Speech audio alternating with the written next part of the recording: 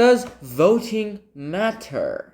Voting is an integral part of the United States of America, mainly because without voting, you would not know who would be the next president of the United States of America, unless there was emergency voting, and I'm pretty sure if no citizen ever voted, well, that's never happened before, and that's not happening anytime soon. As a result, all Americans will keep voting, at least somewhat of a percentage. Yes, voting rates will start going down, but votage will still be happening. And when crisis only starts happening when 1% of the population of the United States of America start voting. Even bigger crisis when it's at 0%. When no one's voting, well, democracy is doomed. But here we go. Does voting matter, though? Let's get this matter straightened out. Let's start off, as always, with the pros team. The pros team goes ahead and takes up this note. Their first point is that every vote counts in a direct election, which is what most elections are. When you go ahead and have an election, you are going to go ahead and have this direct election, and every vote counts in those, which is what most of them are, especially in democracies. Also, America has its own special system, as you will see in it soon. Why do they keep this special system? That's also quite I'll tell it to you when I talk about the special system. Now, US presidents are not voted by the popular vote, but are most likely voted by the electoral college vote. Yeah, that's the special system. And it's not done directly by voters. In fact, people represent those voters, and they can choose not to represent the majority of the people who go ahead and vote for that state. As a result, well, yeah, it doesn't really work that well. And why do the Americans go and keep this way, other than the reason of, this is the American way? Well, they go ahead and keep the voting system because they just call it is the American way. They'd rather stay American and very unique than, well, staying with the other people who go ahead and let the people decide. Lots of government officials still don't trust the people to go ahead and choose the right candidate. And lots of people don't trust the government to go ahead and give them the right candidate.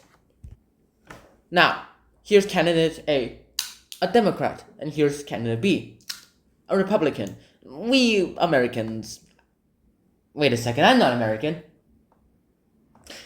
The Americans go ahead and have these two systems of parties. I mean, every other world has it too, but all of them at least have a pretty good representation of other minority parties. Also, the majority parties and the major ones always win. Regardless, though, here's a Democrat and here's a Republican. Trump is a Republican. Obama is also a Republican.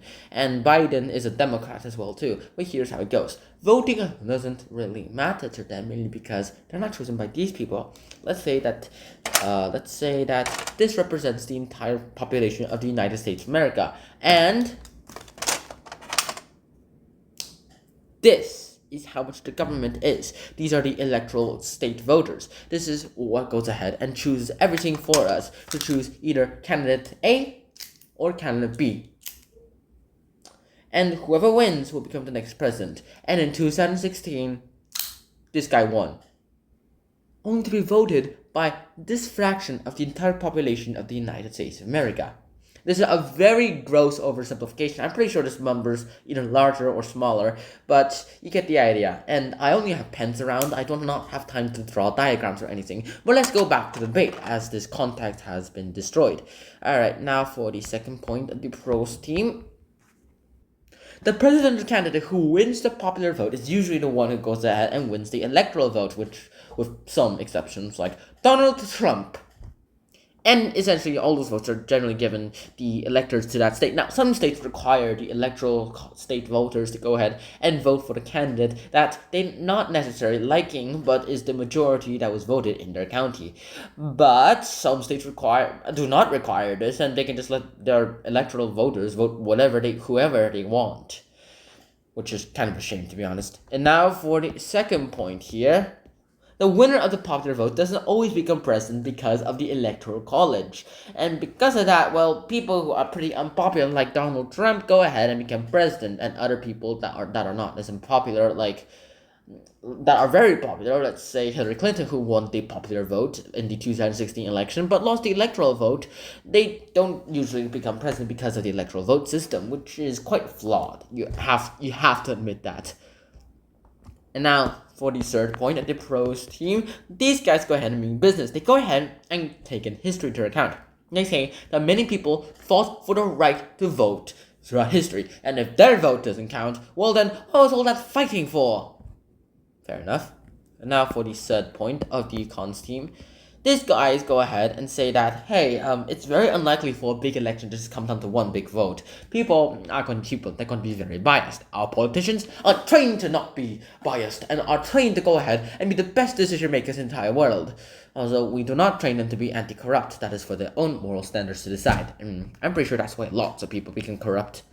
And now it's time for the fourth point, the pros team. Voting is the best way for a citizen's voice to be heard and to create change. And when you go ahead and do all that, well, it's the best way to do it. It's the only way to do it sometimes as well, too. And now for the fourth point of the cons team is that many people believe that politicians don't care about them and their needs. They don't care about them. Like, it feels like they don't care about them. They say these big fancy words and then they go ahead and make sure that none of them happens. And yes, they might try to get them to happen, and some really do try to get them to happen, but they're always blocked by the other party. As a result, there's this thing called filibustering, where basically the losing party, like let's say there's these two representatives, the Democrat and the Republican, and then the Democrat wins, but then the Republicans, well, they won Congress. As a result, whatever this guy goes ahead and says, the president goes ahead and wants, Congress will go ahead and block it. He wants this, block it.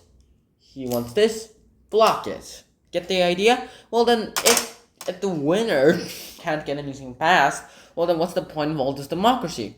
That's technically the point that Khan's trying to make. And time for the fifth and final point of the pros team. Now this guy go ahead and says that voting is a responsibility for citizens in a democracy. This is a pretty big responsibility too, and as citizens of, say, United States of America, Republic of Korea, the People's Republic of China, you go ahead and you have to take this responsibility pretty heavily, or else not lots of people can go ahead and do anything about this. And now for the fifth and final point of the cons team is that most Americans don't trust the government. And when they don't trust the government, well, bad things happen. I really hope you guys enjoyed this episode. I hope to see you guys soon. And until next time, shun out peace. Bye bye.